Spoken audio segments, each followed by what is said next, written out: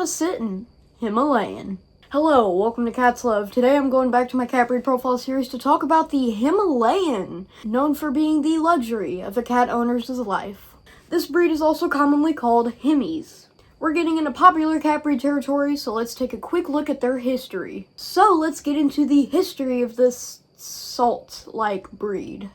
It all began in the early 1930s, when breeder Virginia Cobb partnered with Dr. Clyde Keeler of Harvard to study the dominant color point gene and how it got passed on to offspring. So they crossed a black Persian with a Siamese to study it, and it led breeders to evolve the idea even more using their work, and then once established sought recognition from cat associations. But here's where this gets a little tricky. The Cat Fancier Association and other organizations see this breed as solely a variant of the Persian cat. So then why am I covering this cat as a standalone breed? Well, there's enough information to cover them separately, and two, in my opinion, I feel like the Himalayan is a little more popular than the Persian once it comes to modern media. Plus, it's recognized by TISA. Anyways, the first Himalayan kitten was named Newton's Debutante, which means a young woman making her first appearance, rather that be in fashion or sports. Anyways, multiple attempts would happen with the name Color Point Longhair being passed around, but the main Color Point long-haired cats would be bred back into Persian cats. Meanwhile, new attempts would begin on the Color Point Longhairs' offspring to develop them into a new breed.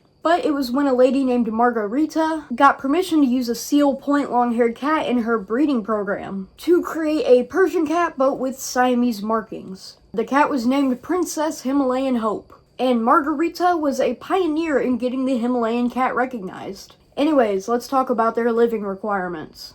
Starting with their grooming. Their gorgeous coats do require a bit of attention due to them being a long-haired cat. So to groom them, you should brush and comb them daily to prevent matting or tangles. Their coat is either silky or a wool-like texture, so a slicker pet brush and a wide-toothed comb would probably do the job pretty well. And you may need to take them to a professional groomer. Of course, you'll need to check their eyes, ears, and teeth to see if there's anything going on with that. So trimming their claws, trimming, not clipping, every 2 to 3 weeks would be recommended. The Himalayan, due to its short nose and facial structure, can have an excessive tear production. So wipe their eyes and their face with a warm and damp cloth to get rid of all that. You may need to do this daily. Also, due to that facial structure, they do tend to get overwhelmed and overheated pretty easily since it may cause a difficulty in breathing. But when it comes to the Himalayan and grooming, they'll love the extra attention. Now let's talk about their living requirements.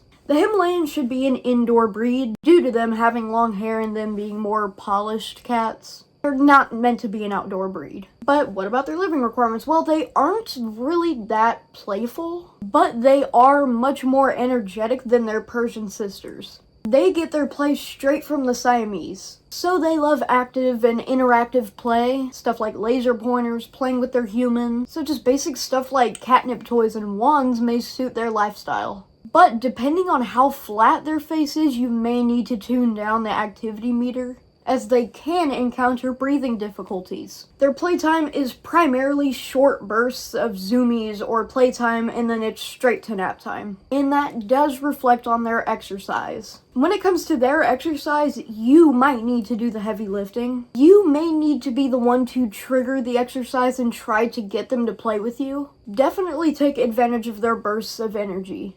But for more relaxed stimulants, you can do catnip or cat treat puzzles.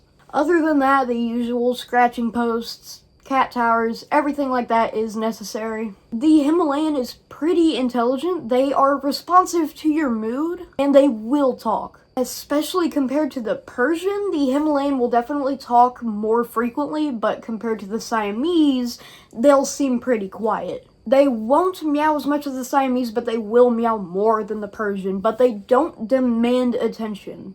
It's usually just short, gentle, and soft meows. But let's talk about their nutrition and recommended foods. The Himalayan needs a high-protein meal. You can combine wet and dry food, but just remember the first and main ingredient should be a type of meat or fish. Also remember, cat foods with essential omega fatty acids can support skin and coat health. You may need to try hairball preventive cat food.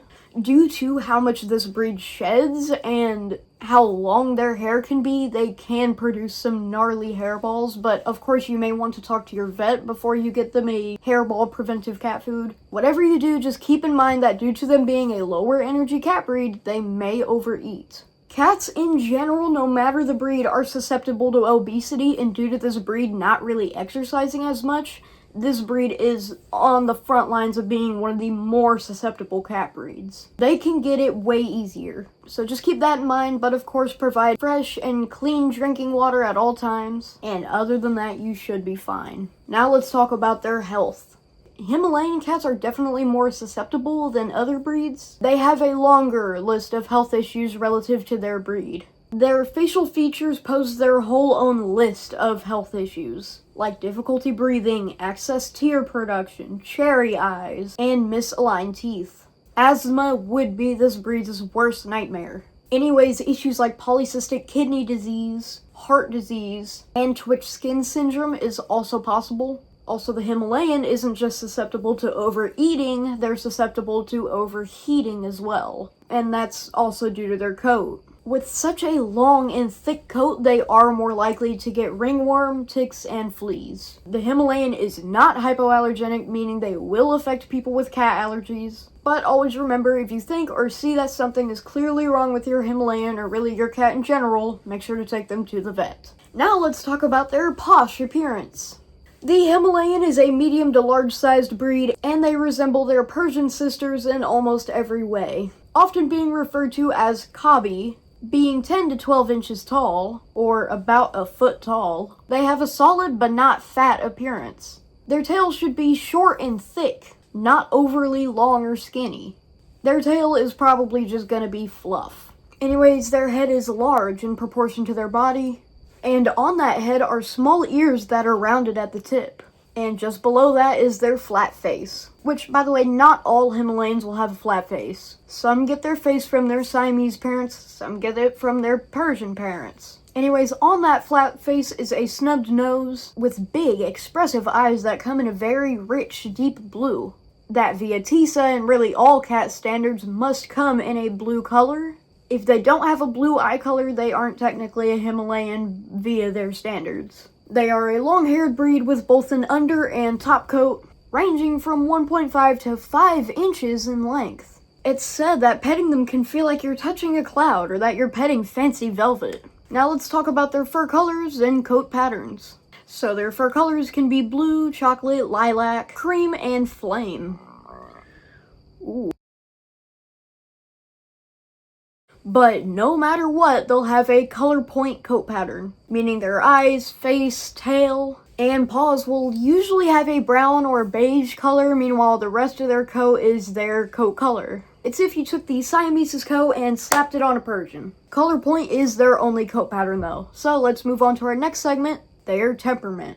The Himalayan is known to be a relaxed but majestic cat. They are an amazing lap cat and will enjoy playtime. They love relaxing and sleeping with their human. You can leave them home alone for a while, whether you're at work or you're just out and about, but it's not recommended to leave them alone for a long time, as they can develop anxiety. They won't rip apart your curtains or anything as long as you aren't gone for a ridiculous amount of time. They inhabit the Persian's cuddly side and the Siamese's curiosity. Basically, if you are a more relaxed person and you don't want a hyperactive cat, then this breed might be for you. The Himalayan is lazy though. Like, I searched up a top 10 list of the laziest cat breeds, and this breed was amongst the top 5.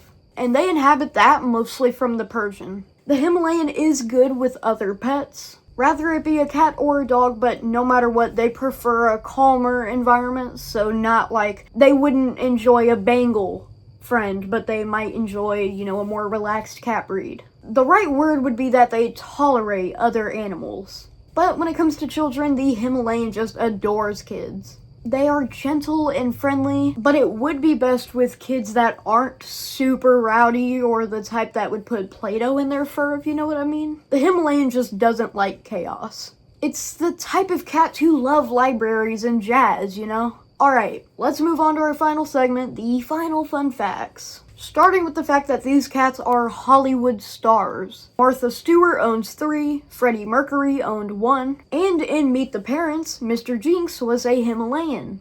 Also, fun fact, these cats aren't just famous in the Hollywood setting, they're also famous in the world record setting. Colonel Meow had the record for having the longest fur on a cat at 9 astounding inches. He was a Himalayan, and the smallest cat to exist, Tinker Toy, was also a Himalayan. But do you know where the name Himalayan came from? And no, it's not from the mountains. They actually originated in the USA. And it's not from the Himalayan salt either. No, just like the Havana Brown and all the cat breeds that have come before it, it's named from rabbits. The Himalayan rabbit at that. Fun fact, this breed doesn't react well in heat. Obviously, due to its long coat and everything like that, during the summer months they tend to be very sluggish. They'd be the one to sit on the air conditioner all summer. Other than that, they can weigh from 7 to 14 pounds, so they can be as heavy as a Thanksgiving, or in this case, Christmas turkey, since we're in the holiday spirit. They can live from 9 to 15 years or longer, depending on how good their health and, care is and everything like that. And they can cost from a measly $200 to an astounding $3,000. But always remember, adopt, don't shop. Try to find a Himalayan in a pet shelter instead of a pet store. Anyways, thanks for watching. Of course, not all Himalayans will be like this. I just covered the wide majority. Also, yes, I have a bit of a chapped lip right there. It's bothering me too, but I can't wait any longer for this to go away. I need to record this now! Anyway, I'm sure this video is long enough, so let's just get this outro over with. This present has been unwrapped. Stay tuned. Here's the upload schedule for Merry Catmas. That present, whatever, yeah. He's licking himself now. Anyways, this has been Cat's Love.